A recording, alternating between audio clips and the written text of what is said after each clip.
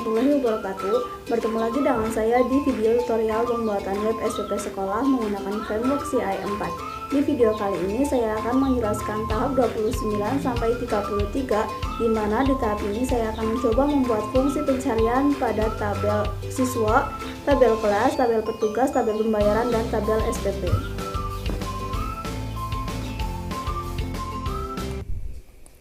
Yang pertama kita lakukan di sini adalah kita perlu masuk ke bagian SPP admin untuk menyisipkan kode pencarian. Nantinya kode pencarian itu akan kita tempel di masing-masing indeks tabel. Nah, ada sebuah script untuk menentukan pencarian yang nantinya berfungsi untuk melakukan pencarian itu sendiri. Kita tempelkan di bagian indeks di sini. Ada sebuah kondisi di mana iset ini adalah untuk memeriksa apakah sebuah variabel telah tersedia atau sudah diatur atau belum. Dan kita akan mencari berdasarkan keyword atau kata kunci. Nah, jika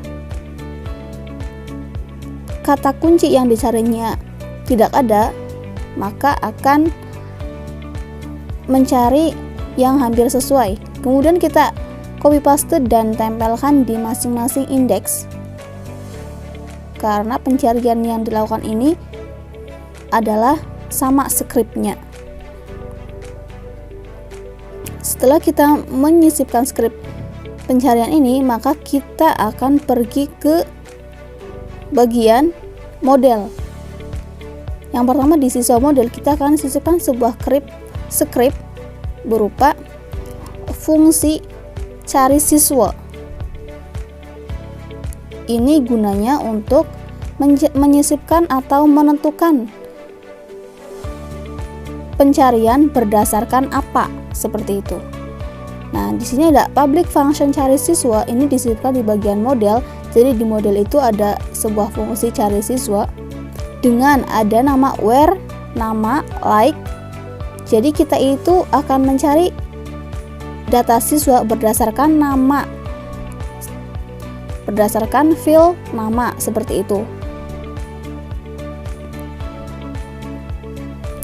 Nah, setelah itu kita sisipkan fungsi cari siswa ini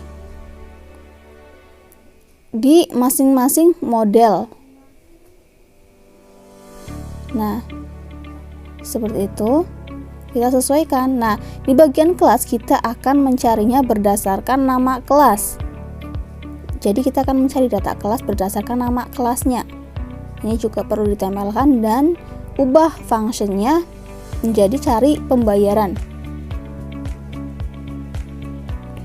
Kita akan mencari data pembayaran berdasarkan bulan dibayar.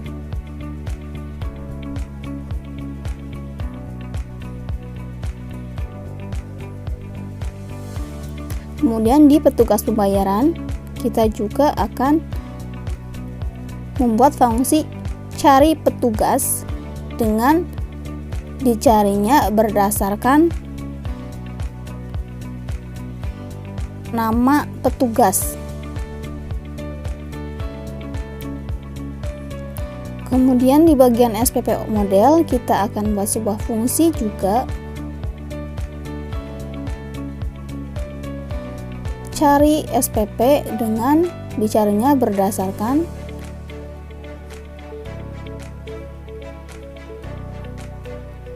tahun. Nah, kita masuk ke localhost-nya untuk mengecek fungsi pencariannya. Yang pertama di bagian petugas, kita coba cari berdasarkan keyword atau kata kunci nama petugas, misalnya Novita. Nah, maka akan muncul data dari nama petugas Novita, seperti itu. Nah, berarti kalau sudah seperti ini berarti sudah berhasil fungsi pencarian itu. Kemudian di data siswa kita mencari berdasarkan nama, misalnya kita cari nama Slamet, maka akan muncul nama Slamet dan nama Slamet 5, karena nama Slamet itu 5 itu mendekati, seperti itu. Nah, kemudian di sini nama kelas berdasarkan nama kelas. karena kita tuliskan angka 10 X, maka yang muncul tiga-tiganya. Misalnya kita angka, nah kelas 12 berarti ada muncul data kelas 12, kemudian di bagian SPP. Nah, di sini ada error. Di sini ada yang terlewat. Nah, kita pergi ke VS Code dulu.